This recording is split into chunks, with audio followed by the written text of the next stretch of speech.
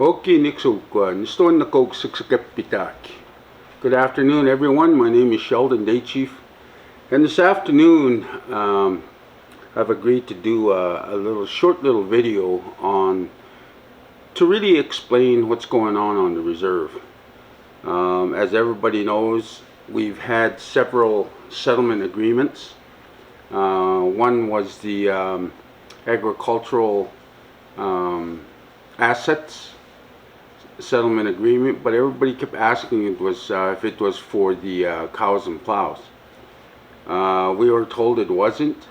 That was in 2019, and even prior to, we had several settlement agreements, and I mentioned them and I'll explain why. The other one that came up was in 2021, and then did we find out at that time that was the cows settlement. So the plow settlement was separate from the cow settlement, and both of those settlement agreements were worth $300 million. And of course, some clawbacks happened with those settlement agreements because we had to pay for some of the court costs and some of the legal affairs. But what's most important is back in those times, like when we did all the other settlements and everything, yeah, I was like pretty much like everybody else from the reserve. And I voted yes for them because I thought they were good deals. But I lead such a busy life, so really, I was kind of in the dark like everybody else. And then I started looking at some of the agreements that they were sending out to the community, and they're just edited, watered down versions of those settlement agreements. And in 2021 I started looking at it, and there was a whole lot of missing information that was in those agreements. And those are the stipulations, the clauses and the BCRs of what Canada and the tribe had agreed to. And the edited version that we got, it didn't mention anything of that. And so I got myself involved in a court case. And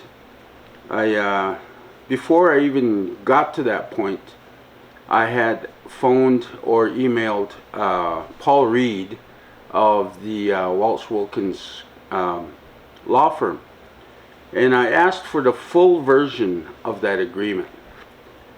Before he even considered giving me that agreement, he sent me a confidentiality order, which was from the federal court, which was based on Canada and the Blood Tribe Chief and Council of putting that together. So, and I still don't understand the rationale behind it. So anyways, I finally got the agreement from Mr. Reed, and it was the edited version again. But he gave me the confidentiality order as well.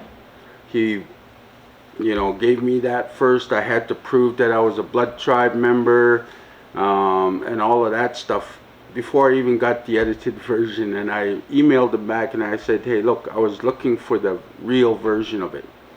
And he said, well, as far as I'm concerned, that's the real version. That's the whole settlement. Well, when I got my hands on the whole settlement, there was a whole lot of information that was in there that we were never told. Just like this one here with the timber limits. The presentation from the other night, all it stated was how we are going to help Chief and Council and those people that were immediately involved in that settlement agreement.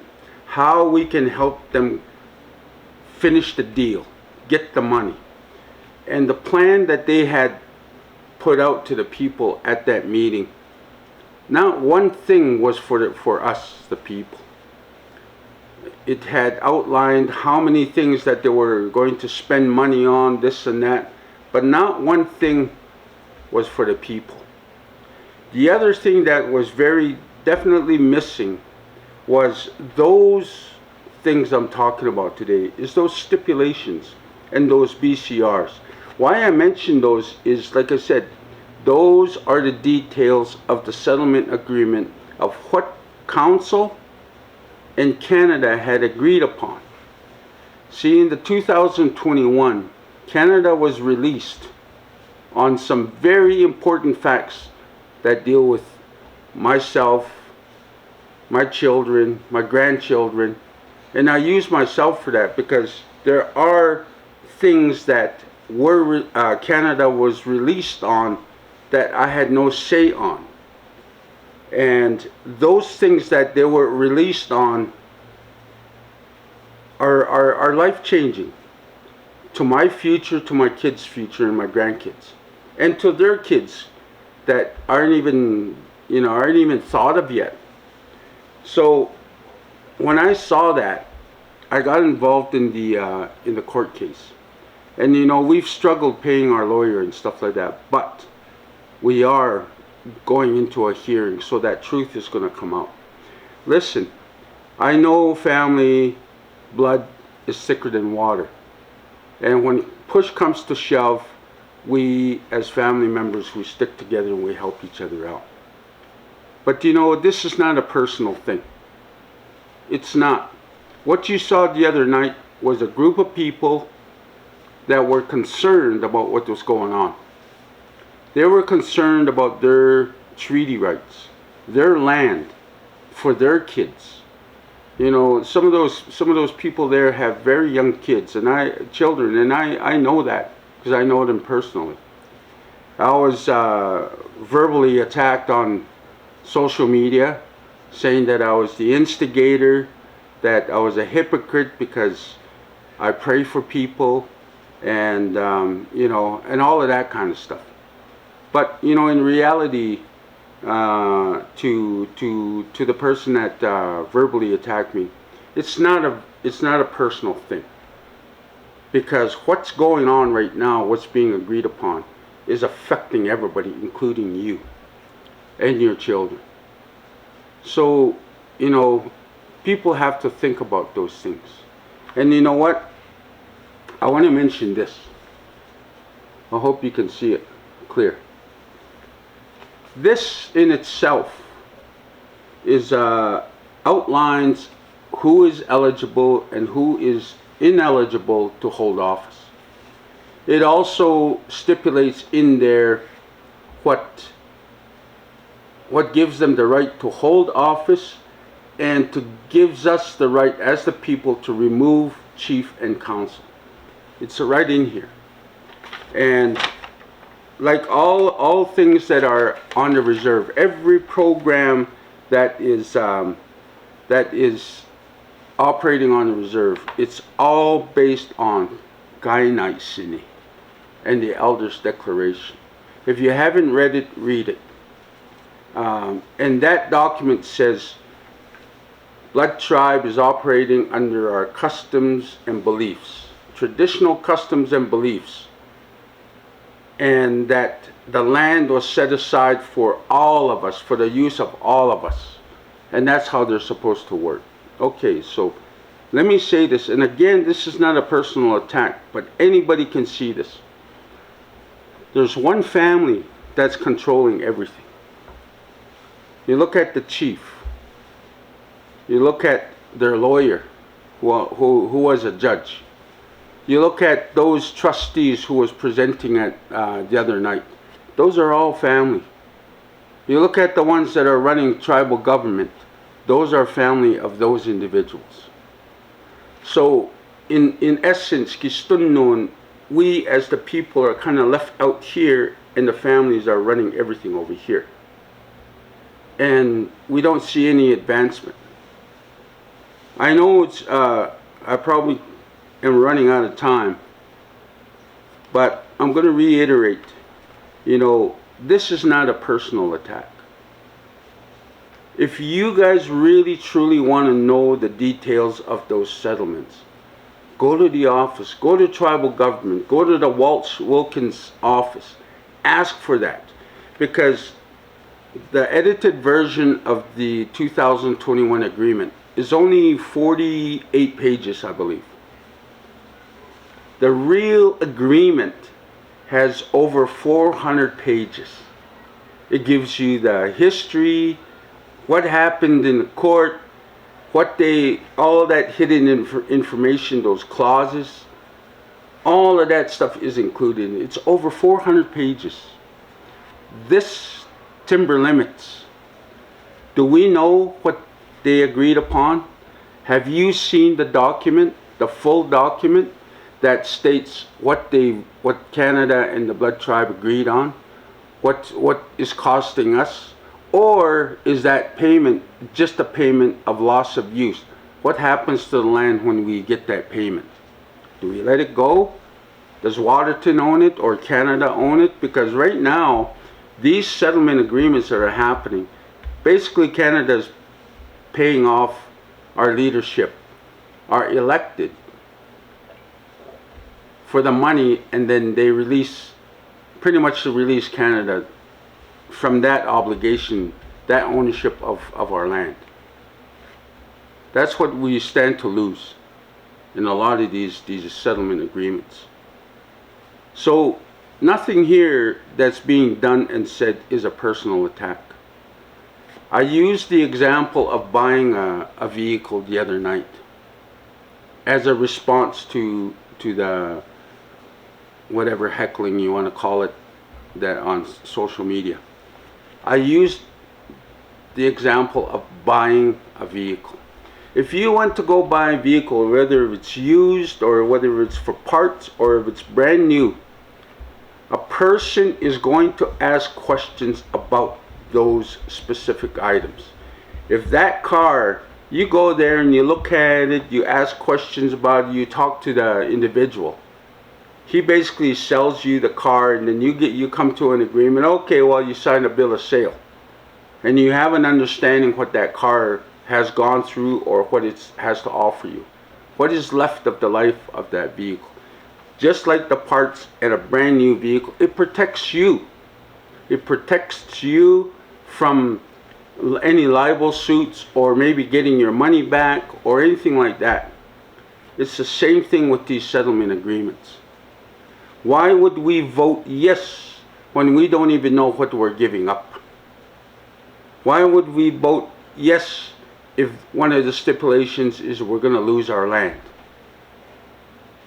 You know, and it was even presented at that meeting that we have to give all this money back and the agreement and everything. We'll never get a chance at it again. Well, you know what? I know the law as well. I'm not a lawyer, but I studied law. And that's a whole history in itself. But I'll tell you this.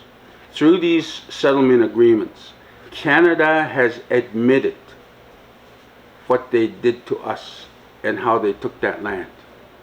They've admitted it to us. So if we don't accept these agreements, oh yeah, maybe we're not going to get a distribution. But remember, we had a $300 million settlement, 2 settlements. One is in question. But they finalized that settlement while it's still in court. The one at the timber limits, we have every right to go over there and claim our land back. If Waterton doesn't want to move off of that thing, then we turn around and we tax them for that land. We set the price because that's our land. It's different where Canada, it's been proven in a court case that Canada does not have jurisdiction over us. The only way that they do is through this blood or this Indian Act ban called the blood ban. In our true traditional customs and beliefs, there was never such a thing as a blood ban. There's 14 bans that are still registered in Ottawa. As a matter of fact, maybe 22. Because at the time of the signing of the treaty, there was 22 bans. And because of all the deaths and everything, those clans shrunk to a point where there was only a few members. So they were included in another band. There's 14 bands left that should be still legally registered in Ottawa. So when the blood tribe or the blood band tells us custom election bylaw, where it states that these bylaws are in accordance with its customs, traditions, and according to Gainai. It's right here, the very first clause. See that? Right here, I underlined it. That's the thing here.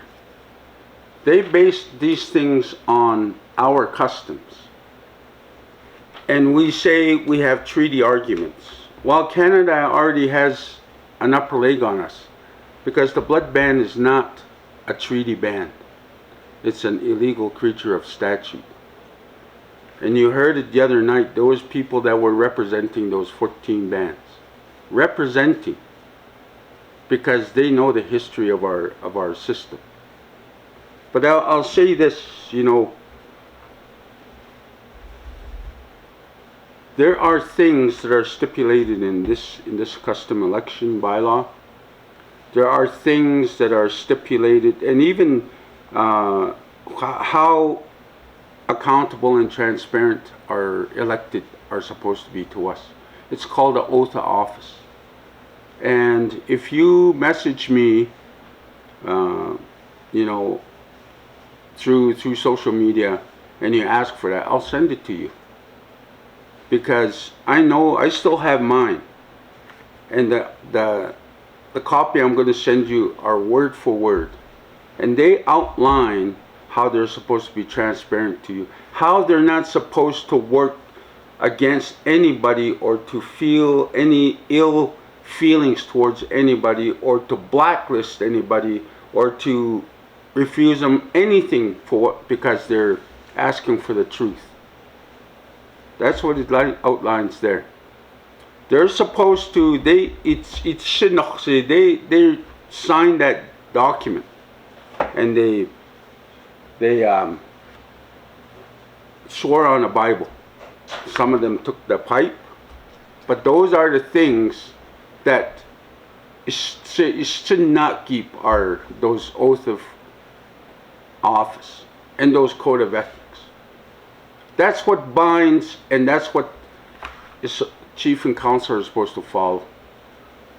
But today, if you really seriously look at it, that's not the way it's happening. So Nixo, think about it. Think about not only yourself, your immediate needs, but think about your kids. Think about their kids. Think about your grandkids, their kids, those that haven't even come. When we're losing our land left and right, and we're taking the money so that we can get a distribution, I think this one is only $1,500. Are we that hard up? I stay in the city of Lethbridge. I pay for everything. So it's hard on me. Yes, it's hard on me.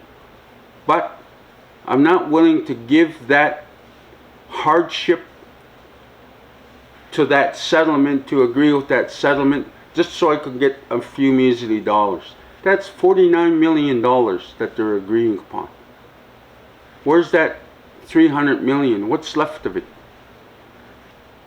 Think about it. That's all I'm saying. If you like what's going on the reserve, if you like our people living on the reserve or in the streets, homeless, addictions, deaths, sometimes 5 a week, if you like that, then I can't speak for you. But there's a lot of people, there's a lot of families, including mine, that have been affected through all of this. So think about that. If you want change, it's time. Stand up. Let your voice be heard. Stand up and be counted. Hun.